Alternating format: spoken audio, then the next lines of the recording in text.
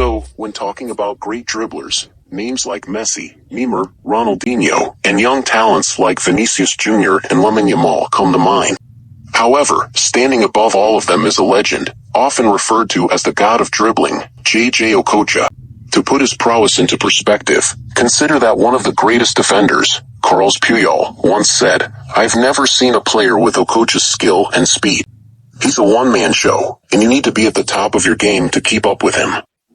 Okocha's brilliance was so profound that the legendary Ronaldinho had to watch him from the bench. Ronaldinho himself admitted, "JJ is a brother, a friend, and a great player. He inspired me a lot when I was starting out." With Okocha on your team, even Ronaldinho might seem like a sideshow. Okocha had a knack for getting fans crazy and screaming all over the pitch as he humbled defenders with his extraordinary skills. So why are you not subscribed? Please subscribe because it took me hours of research to bring this. As beautiful and poetic as all that sounds, it came down to the dusty streets of Enugu, where little Okocha honed his skills, using makeshift balls most of the time. Okocha's brother Emmanuel Okocha, who was a player for Enugu Rangers at that time, introduced him to the club. After some time, he got called up for trials. One of the coaches approached him and said, "Okocha, you are too skinny, too small. How will you handle the rough defenders in this league?" He did all the talking on the pitch as he went on to score. The coach said, "Do it again," and he scored another one. The coach lost his mind and said, "This boy is a special talent." Afterwards, he joined Enugu Rangers and soon became a regular starter.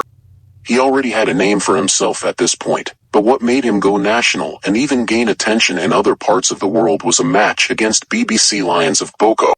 In this match, Okocha dribbled past all the defenders, and everyone thought he would take a shot, but he also dribbled past one of the most experienced keepers in the history of Nigerian football, an AFCON title winner, Willie Akpra, to score the goal. This made him the talk of the town. By the age of 17, he was already snatched up by a third-tier division club, Borussia Neunkirchen. His career with Borussia Neunkirchen was marked by creativity and great dribbling. He played with them for a couple of years, scoring 7 goals in 35 appearances from the midfield position. That was enough for Eintracht Frankfurt to secure his signature. That's when he earned his name. Okocha scored about 18 goals in his 90 appearances for Eintracht. But it's not his stats that projected him to the world, but rather his creativity and dribbling skills. He used to destroy defenders in the Bundesliga for fun. One of the best keepers, Oliver Kahn, also had his share of Okocha's humiliation. He dribbled past the keeper, faked a shot, and dribbled past a couple of defenders.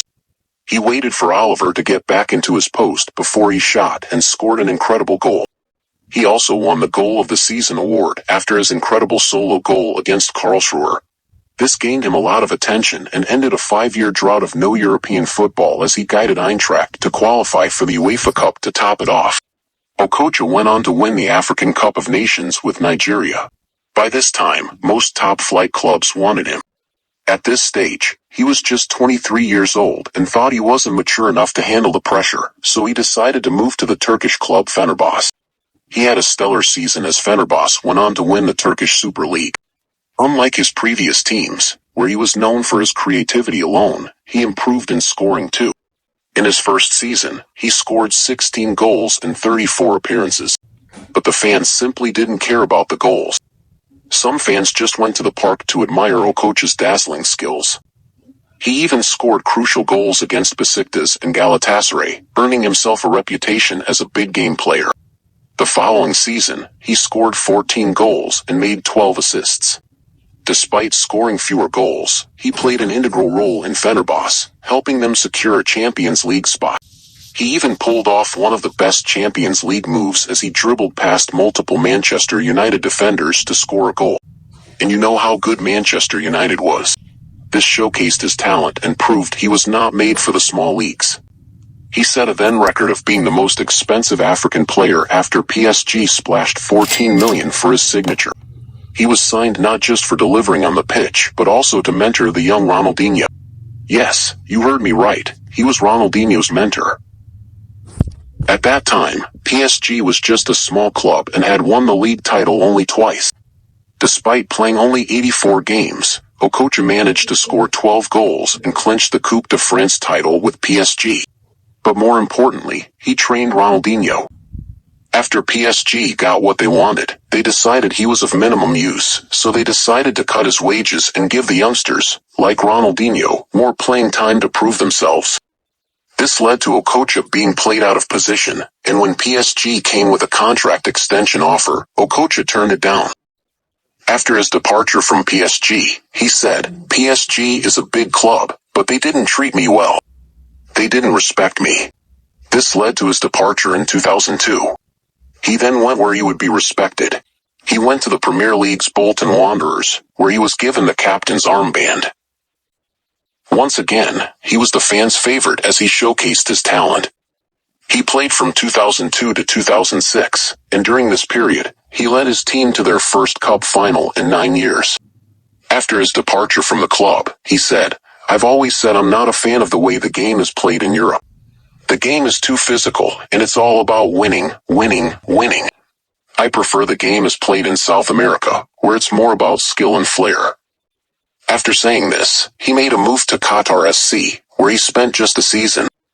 At this stage, his career was in decline, and he made several back-and-forth switches between clubs until he finally retired in 2008. He still plays in charity matches and also worked as a super sport pundit for a while. He now focuses on education, peace, and unity for the economic growth of Nigeria. What a man he is. His story is a testament to the power of hard work, dedication, and love for the beautiful game. Subscribe if you want to see me do a face reveal.